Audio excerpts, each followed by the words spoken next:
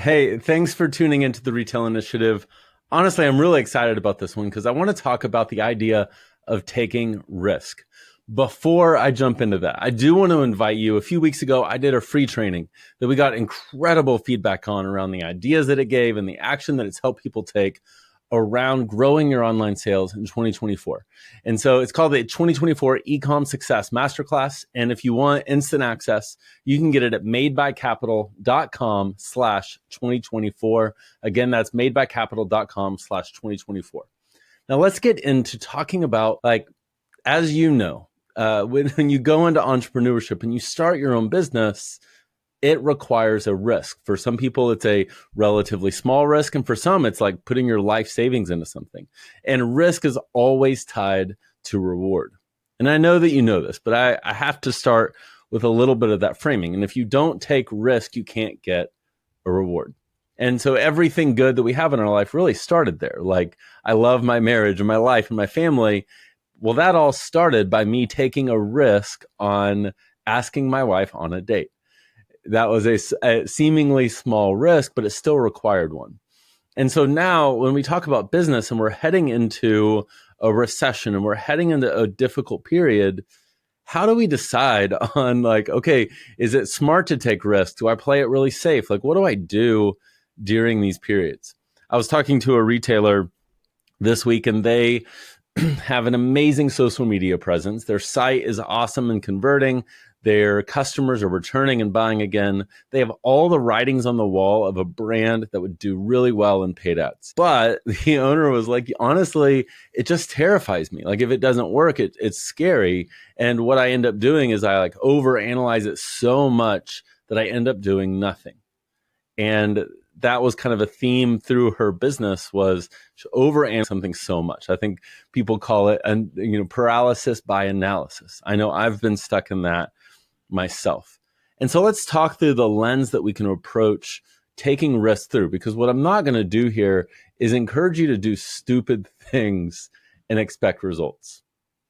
Risk is not doing dumb things. Risk can be calculated and thought through, but we also don't want to act out of fear.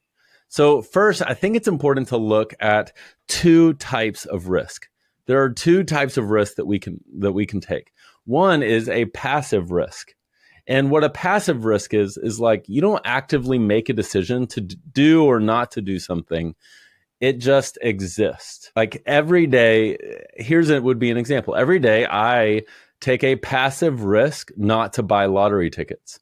And I'm risking not winning the lottery. Now, I don't think that risk would pay off, but that ultimately, I don't decide. I don't wake up every day and be like, is today the day I'm buying a lottery ticket? I'm not really sure. No, I just don't do it. But it's a passive thing. It's not an active decision. It just happens. Well, in business, how many times do we get stuck in the day in, day out things? We have these goals and these things that we want to move towards.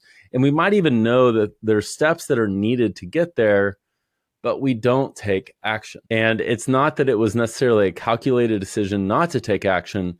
We just don't do anything with it. That is a passive risk. And the next is really the healthier kind. And this is an active risk. This is where we make an active decision to do or not to do something. And this is the best way to approach most things in business. Is we are actively saying yes, right now is a good time for ads. I've looked at this, this, and this. Or this is a good time to focus on growing my online sales because of these other pieces. Or saying, hey, right now my focus and my goals actually are these other things. So I'm making an active decision not to do it. So it's important that when we look at risk, that we look at both of these and we say okay, is my inaction actually taking the risk? I didn't actively choose to take the risk of doing nothing, but that's what's happening. Every time we don't take action, we risk the fact that that reward will not come. And so when I'm looking at taking a risk, especially during a difficult season, here's the lens, here's the way that I'm approaching it. And just to be clear, this is not something that is just about retailers. The same thing here applies to my own business. A few years ago, I hated the way my business looked. I was tied to my phone all the time. I was working through weekends. It was really difficult for me to be there for my family. And I remember hiring a coach And it cost so much money, especially for where I was revenue wise at that point. And my hand was shaking as I was giving a credit card number. It was so scary for me to make that investment and take that risk. And yes, it paid off, but there's the possibility that it wouldn't. So how do we decide? Well, the first thing, when we're looking at risk, the first thing we want to look at is, am I clear on what I want? Before we take a risk in any direction, we want clarity on what our actual goals are. Sometimes I'll talk to retailers when I do these strategy sessions. I'll talk to retailers about what it would look like to grow online. But the more I dig in, I'm like, you don't actually want to grow online. Like doesn't really seem to be in line with the goals that you're telling me about what you want your life to look like. So, but others, it's like, okay, they really have these massive goals, but their actions don't line up. And so all we need to do is line up the action. But ultimately, we want to be crystal clear on what it is that we want. Because if we don't have that, no risk, like the benefits never will outweigh the risk, because we're not really clear on what is it going to give us. The second is the risk of doing nothing greater than the risk of doing something? Is the risk of doing nothing greater than the risk of doing something? Now, let's look at like health, for example.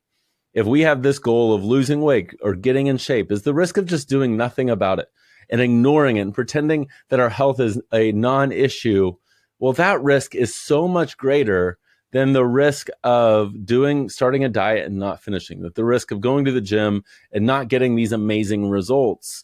Like that risk is relatively low. And so we have to look at, okay, which one is the lower risk?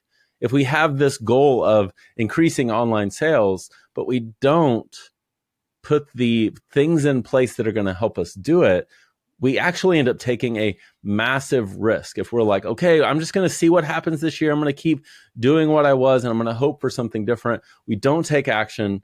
Is that risk worth it?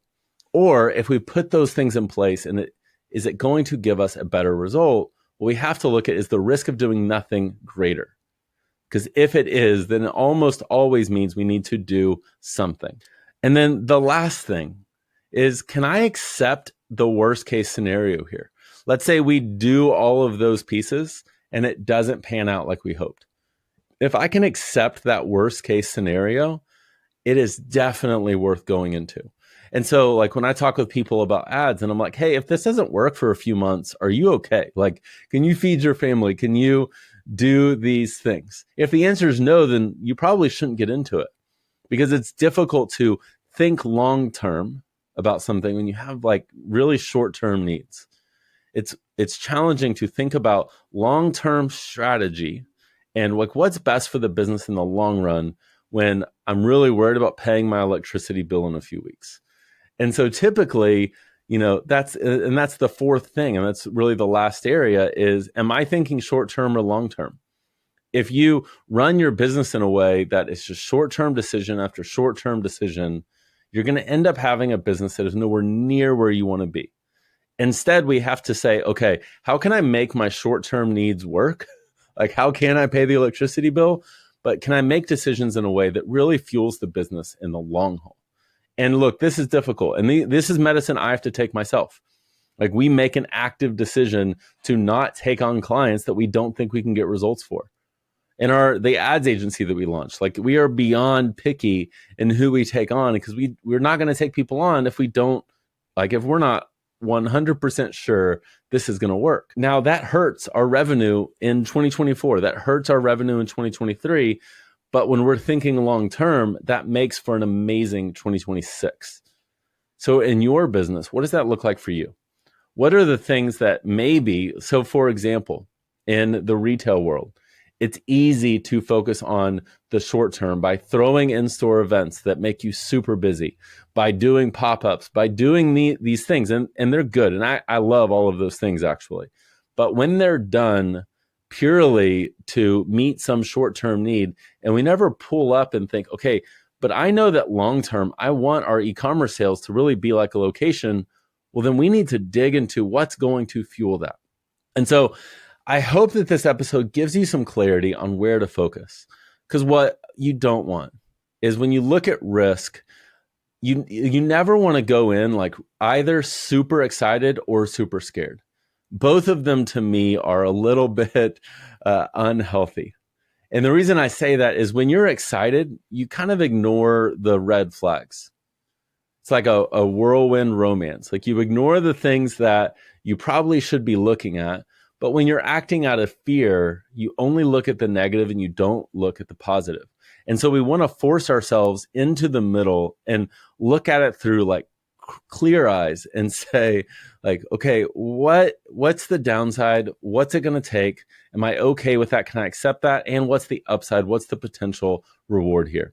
So I hope this gives you a lens to approach risk through, because it's not lost on me that this is a weird season in business, and so many are continuing to do well, but I know that for a lot of people it's a difficult period.